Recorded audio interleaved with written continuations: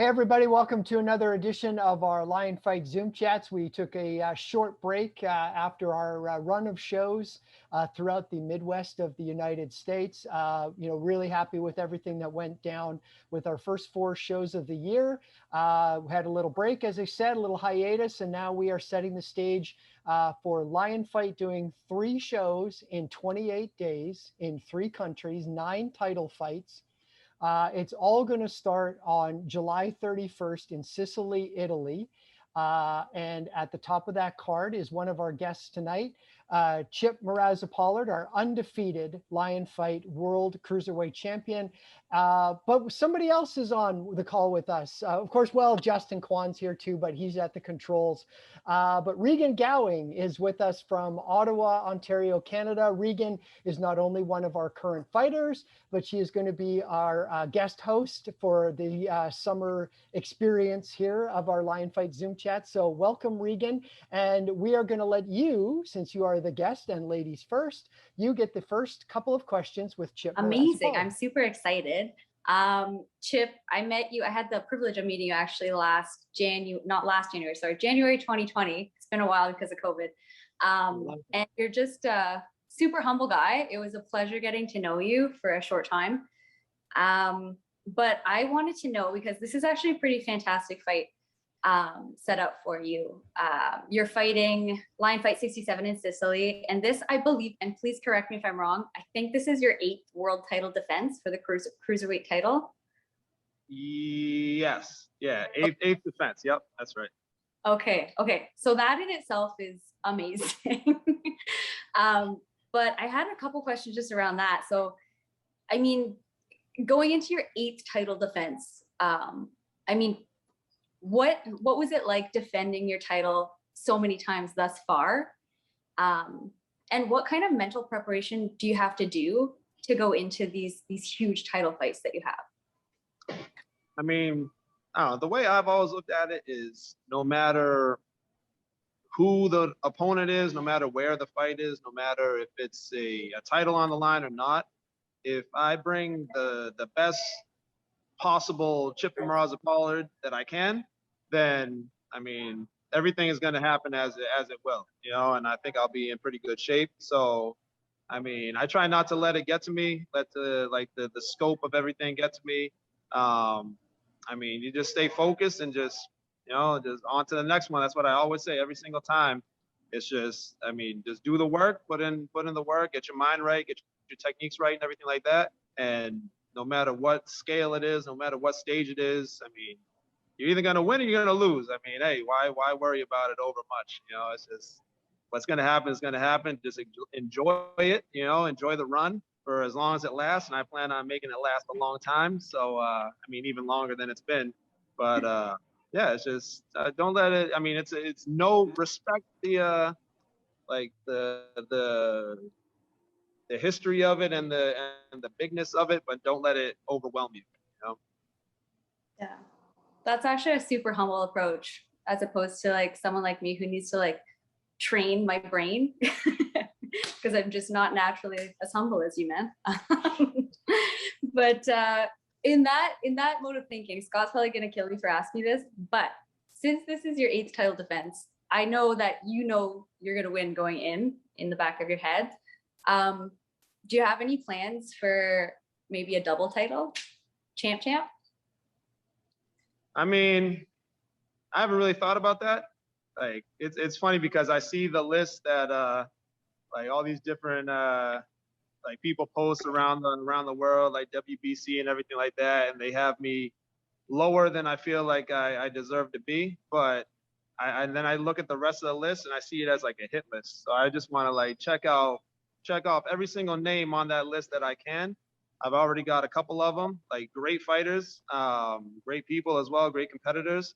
But if I can stamp my place like as the best cruiserweight in the world, and just, I mean, if people already don't think I am, which I mean, hey, everybody's entitled to their own opinion and everything like that. I'm not saying I'm the best there is or anything like that. But I mean, I beat some very good guys, and I mean, I don't really have sights on any different weight classes or anything like that. I mean, I'm old now. I'm 33, so I don't know about cutting too much weight nowadays. I mean, I do pretty good at 185 against these big guys, and I'm already fighting really big guys. So going up another weight class, I mean, then I'm fighting really, really big guys. So it's like, it's a interesting idea.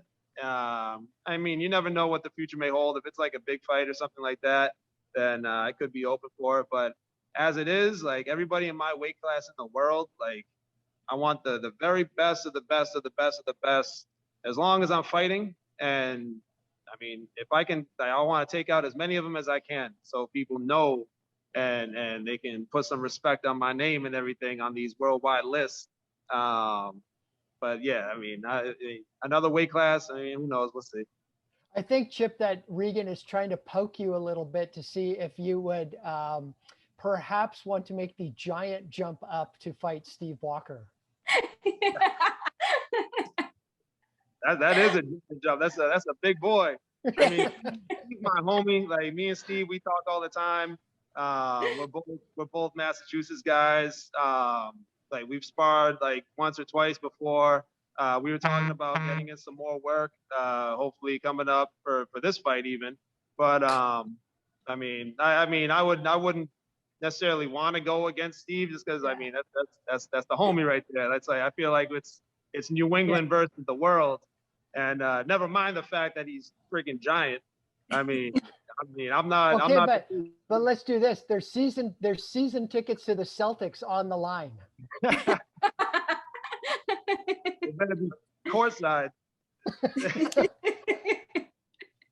I mean, I think it would be a great match, but apparently it's not in my court. Regan's got it good. She fights at like 110. She can go to like 108 or maybe 115. Oh, I know, and it's yeah, like, you know, everybody's roughly the same size, right? It's not, you know, it's not like you and Steve or going up to, or even Steve moving up to fight like Joe Stripling or something, you know? Yeah. Exactly. The heavyweight. Next year, heavyweight, Chip. I mean, I don't like the idea of cutting weight, but I mean, 75 or whatever the next one down is, Yeah, that might 75. be more feasible. But like I said, I'm too old to be cutting weight. I like to eat ice cream and burritos. And stuff. I don't know. You better watch him out there, Junior. You're only a year younger than me. Yeah, we're still spry. Exactly. Spry's usually a term you only use for senior citizens, though, right? So. I've been fighting pro since 2008. I mean, I'm feeling in my hips nowadays. It's knocking the rust off to get ready to get back in there right now. So let's take you back on a little trip then through 8 title defenses. Maybe I want to get your. I want to eventually, when you and I are going to talk about doing something longer and kind of a full rundown of all 8 fights. But let's go all the way back to the original title fight. What do you remember about taking out Paul Banasiak, Lion Fight 37? I'll always remember, and I'm sure you will too, it's pretty much a no-brainer, I think, really, is the head kick with about 10 seconds left. And I think the whole world thought you knocked him out and it was over, and he still got up. I mean, that was such a long time ago, it feels like now, even though it was only like, what was that, like 5 years ago? Yeah. But yeah, no, that was a war. That was definitely one of like the probably one of the most entertaining fights I've had, you know, over this run. Like it was interesting. It was the first like was it the first really tall guy I fought in for Lion Fight? I feel like all these guys are big, but yeah, I mean it was a war. I was still the thing that I look at the most when I look back at my earlier fights for Lion Fight is nowadays, like I've been such a student of Muay Thai over these past 5 years and everything like that, and I've just evolved as a real Muay Thai fighter, a real Nak Muay, because I've been studying it. I've been to that short trip to Thailand. All I do is just watch like the legends of Thailand fight over there in Bangkok and stuff like that. And I've been molding my game ever since I got into the promotion to be more like true to Muay Thai. Because when I came in, I was a good Muay Thai fighter for an ex-MMA guy. You know, that wasn't originally supposed to win. Like when they brought me in, I probably was supposed to be the lamb to the slaughter for Brett, but I mean, it didn't end up happening that way. But when I go back and I watch these earlier fights, I see what I was doing, and I'm like, I was like, it's Muay Thai, but I'm like, that's not Muay Thai. I'm like, now it's like I've become so much of more of like a purist that I see my old videos, and I'm like, okay, I know I've improved upon that. I need to still get better at this, or do less of that, or whatever it is. But it's just cool looking back at it and seeing the evolution that I've made since that point.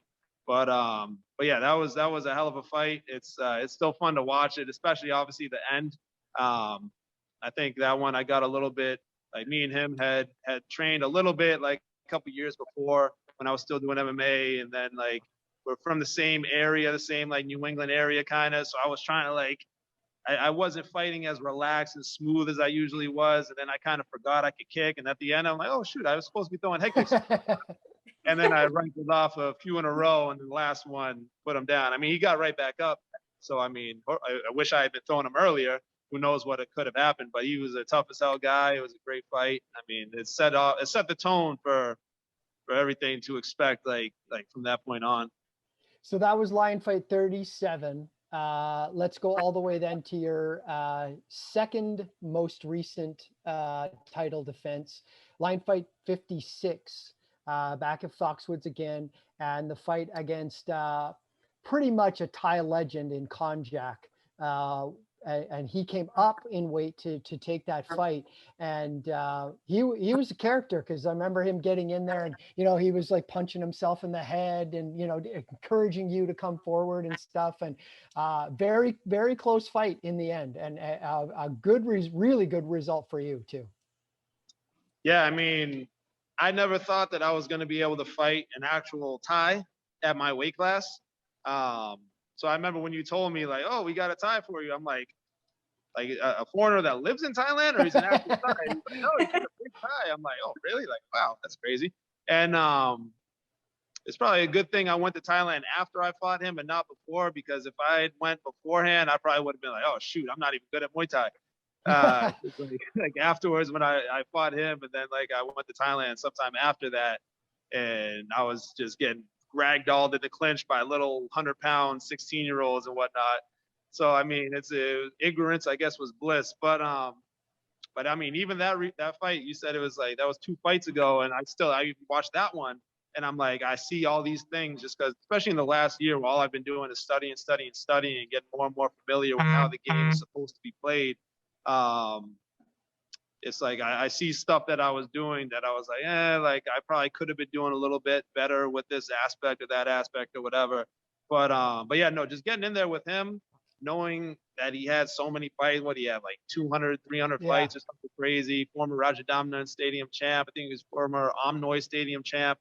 I mean, those are 2 of the biggest stadiums in the world for Muay Thai. And I mean, to fight somebody of that caliber, I was just like, I felt lucky that I was able to go in there and test my skills against somebody like that. Because I mean, that's as pure as it gets as far as like Muay Thai. I mean, and he's a southpaw. Southpaw Thais are very tricky.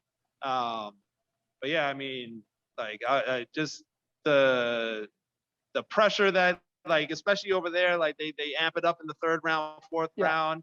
And it's like, you think you got them figured out round 1 and 2, and then like the pressure just comes in even heavier. Like, whoa, what's going on here? And you just kind of got to deal with it and all the little nuances. And but like you said, like he was doing the Thai thing. Like over there, they will play to the crowd and everything like that. So I remember I landed a head kick on him and I slipped, and he was like, he's like kind of getting pumped up about it and everything like that. But I mean, that was just like, that's just how the game goes. Like, especially in Thailand, it's like you have the showmanship that you bring in there, and you're playing for like the judges and the crowd and all that kind of stuff. But it was just good to have that experience under your belt, because it just makes you that much more confident, knowing that, like, yes, it was a close fight, but knowing that even if I had lost, like knowing that you can hang with somebody of that caliber in their own sport. I mean, that was definitely a huge feather in the cap for real. So that pretty well brings us to what's coming up next, July 31st, live on UFC Fight Pass from Sicily, Italy. You'll be defending your belt for the 8th time against Jacob Benko from Slovakia. kind of a bit of an unknown guy, but you've done, like you said, you've spent so much time doing homework on different fighters and everything. I guess two parts to that. Does a kind of an unknown guy lead you to be a little bit more suspicious, and do you have to dig in on him and find out a little bit more about him? And what have you learned from your own past fights that is going to help you defend the title on July 31st? I mean, I wouldn't even say as like he's an unknown guy. The thing with Muay Thai is that the guys that are really putting in the work, a lot of times they're fighting over in Thailand and everything like that. They're fighting on the big shows over there, Max Muay Thai and all the different shows there, Australia, everything like that. Most people aren't going to hear their names. So it's like they're fighting huge fights against really, really good guys in the best possible shows. I mean, besides Lion Fight, of course. But and they're doing work. And it's just that like an unknown commodity over here. Like exactly. maybe that's yeah. People aren't going to know the name just because people, generally speaking, unless they're a really hardcore Muay Thai fan, they're not going to be watching those shows over there. You know, so it's like, I mean, I've seen a bunch of his fights on YouTube and everything like that, and he's definitely a beast. Like he's another tall dude. I mean, that's kind of like my MO at this point. It was funny. I was at the tournament over in Phoenix, like what was it, last month or something like that, and some, I guess I have fans. I don't know, still weird. But these people from another gym. This lady, she was like, "Yeah, I'm usually the smaller one in my fights, and I like watching you because you're always smaller than these guys." I'm like, damn. I'm like, I am. But yeah. But yeah, no, he's another beanpole. But I mean, hey, I like that. I mean, what I like the most is that he is very accomplished in like the Muay Thai circuit. So like people who really know Muay Thai are gonna know his name. And that's what I like. I want guys that are on the real Muay Thai circuit, you know what I'm saying, that are over there and training in Thailand and fighting on all those promotions over there and getting a lot of recognition around the world and like the Muay Thai community. And because if I get to fight him, that's just gonna put more eyes on it. And the more eyes on it, if I perform well and if I get the W, then the better it is for me. You know, so it's like he's a skilled guy. He's a tough guy. He's had some wars. He's not gonna lay down easy. It's gonna be a fun fight. I mean, that's what I like. I like guys that have good technique, that play the game, that aren't all unorthodox and doing weird things. I want a real Muay Thai fight against the toughest dudes in the world, and he fits the bill. So I mean, hey, let's get it. And I know you, myself, and Regan will not be making the trip to Italy. We're hoping that we get to see you in Boston, maybe when Lion Fight hits there at the end of August. But are you excited about Lion Fight coming to your hometown of Boston? You'll obviously have just fought, and you already have another fight on the horizon in October, which we have to keep secret for now. But how excited are you to have Lion Fight right in Boston at the end of August? I mean, I was a little jealous, but first and foremost, I've told you, Scott, like, hey, if there's any shows around the world, like, throw me on those, because one, I love to travel. Two, the more countries I get to do my thing in, the more eyes are gonna be on me, the bigger my name and legacy eventually will be, unless I did perform like crap. But yeah, I mean, I was like, damn, they're fighting in Boston. I was like, yeah, I don't get to be on that. That's kind of messed up, but it's whatever.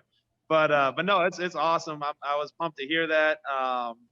One of my teammates told me who might be on there, which I don't know if that's been like confirmed or anything yet. But he told me, he was like, oh yeah, it might be in Boston. I'm like, what? Like, I'll 100% be there. And if you have any room for some Amis, I got some beasts under me that are ready to get on there too. But yeah, no, I'll definitely be in there for sure. Well, I think we might just have to have at least one of your amateur guys or girls on there, just so we can see you, at ringside at some point. But then you can go, put on a nice dress shirt and sit at ringside for when the cameras are on, right? Oh, absolutely. You know, I come correct every time. Yeah. You usually have a pretty good posse with you. Yeah, they're a motley crew, but they're all right. Well, Champ, I wanted to thank you for your time. You and I are going to talk a little bit more before you leave for Italy, of course, but we wish you all the best on that. And I think it's going to be a great fight against Jacob Benko. Again, that's July 31st from Sicily, Italy. It'll be live on UFC Fight Pass at, we are shooting for a noon start time on the East Coast of the US. So it'll be a kind of a brunch-ish Saturday brunch. You can catch Chip Moraza-Pollard defending his Lion Fight World Cruiserweight title. So Chip, thank you again for this. Regan, thank you for your time, and you will be back with us for at least a few more guest host spots. You did great tonight, and we look forward to seeing you again. So, and thanks to everybody for tuning in, and we'll see you all again soon. Thanks, All right, guys. thank you.